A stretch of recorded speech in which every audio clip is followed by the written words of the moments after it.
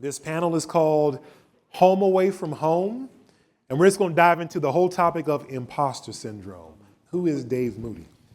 Dave Moody is a person who is just happy to be here and alive. I mean it. And even with all the challenges of life, I'm just thankful.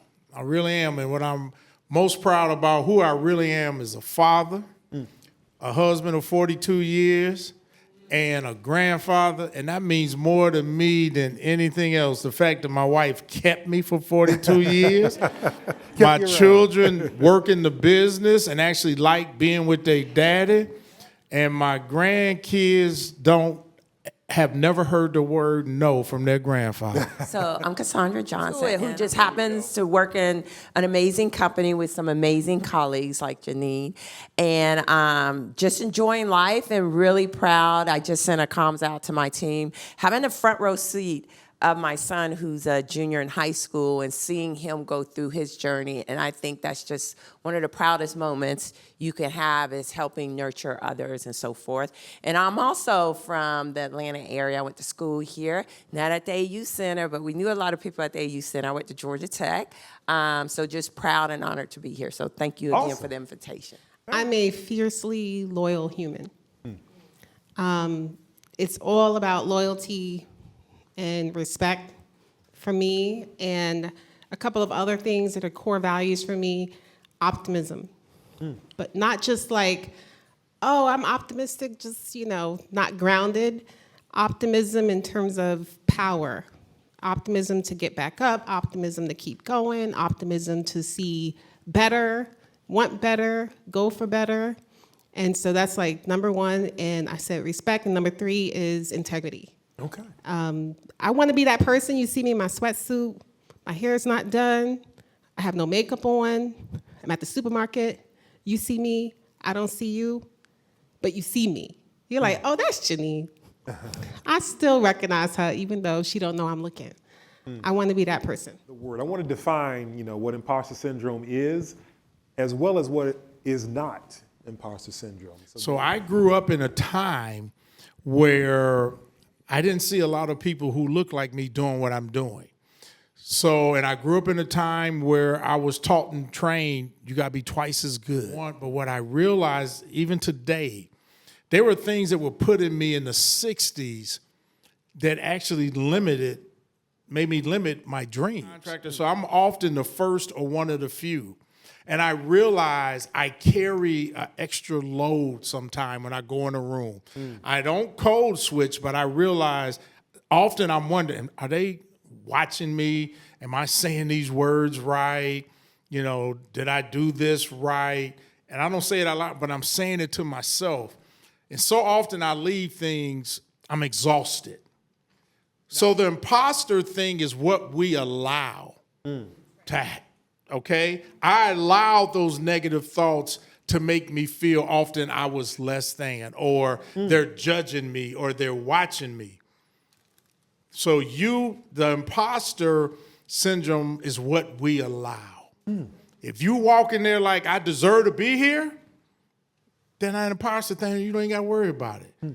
And I'm going to challenge each and every one of y'all to understand, you are created to be incredible. Like when we hear the term imposter or imposter syndrome, we don't necessarily associate that with being a perfectionist or perfectionism.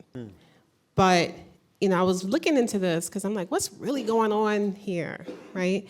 And it also, you might be, and I think I saw this with myself at a young age, someone who feels like you have to be perfect.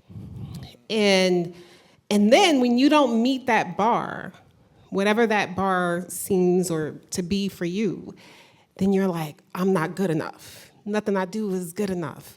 Earlier in my career, like the first 10 years, I definitely was carrying that. I definitely was like, oh no, I didn't do that presentation good enough. Oh no, I didn't do this good enough. Even though my family was always proud of me. They were always like, oh my goodness, Janine, they were giving me, and I would just nod.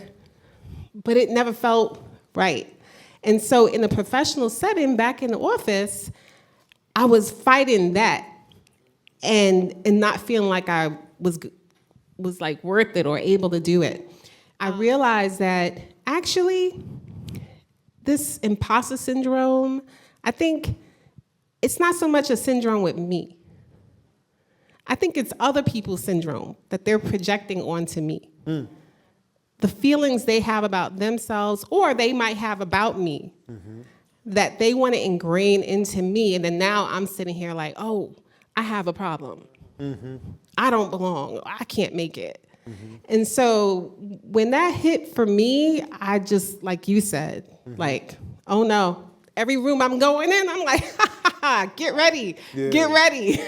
I'm excited to be there, to just be me in those spaces. Shared. I think my upbringing was kind of unique because I grew up in Alaska, and there was no I think it was just part of how we were raised. It was like, just go for it. It wasn't go for it because you're female, go for it because you're black, go for it because whatever. It's just go for it, have fun. And I think it wasn't until I went into my first corporate job where I realized, wait a minute, people are looking at me differently because I am female or a person of color in an engineering field and so forth. And so to Janine's point, that's when I felt the burden. You knew it was a blessing, but then you felt the burden. But then I realized that, you know what, this is just not my burden to carry alone.